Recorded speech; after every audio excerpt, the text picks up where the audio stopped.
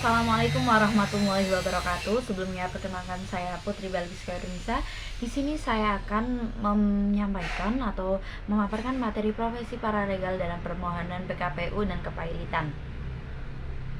Nah, di sini yang pertama ada penundaan kewajiban pembayaran utang PKPU adalah proses hukum yang memberikan debitur waktu untuk merestrukturisasi utang dan menghindari kepailitan.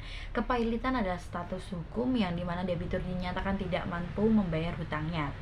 Dalam proses PKPU dan kepailitan, paralegal memiliki peran penting, yaitu sebagai membantu pengacara untuk menyiapkan dokumen permohonan, melakukan penelitian hukum terkait, dan memberikan dukungan administrasi lainnya.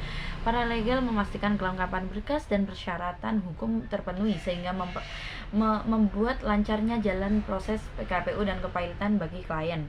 Selanjutnya isinya terdapat Undang-Undang Nomor 37 Tahun 2024 tentang kepailitan dan PKPU serta peraturan terkait, mengumpulkan dan menganalisis dokumen terkait utang piutang, aset dan kewajiban debitur, menyusun permohonan PKPU dan permohonan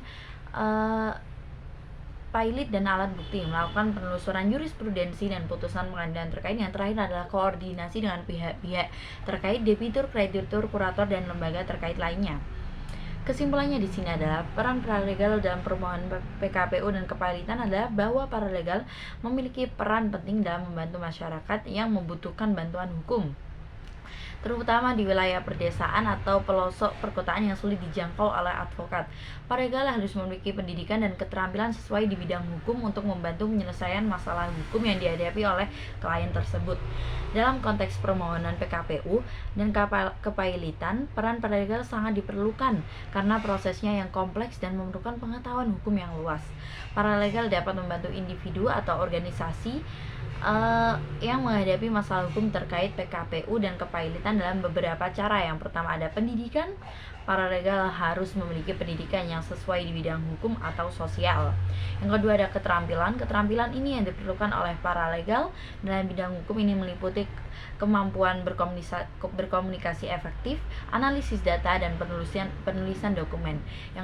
Yang ketiga ada pengetahuan hukum, yaitu paralegal harus memiliki pengetahuan hukum yang luas tentang hukum yang relevan, termasuk Undang-Undang Nomor 16 Tahun 2011 tentang Bantuan Hukum dan Peraturan Menteri Hukum dan HAM Nomor 3 Tahun 2013 tentang tata cara verifikasi dan akreditasi lembaga bantuan hukum dan organisasi bantuan hukum.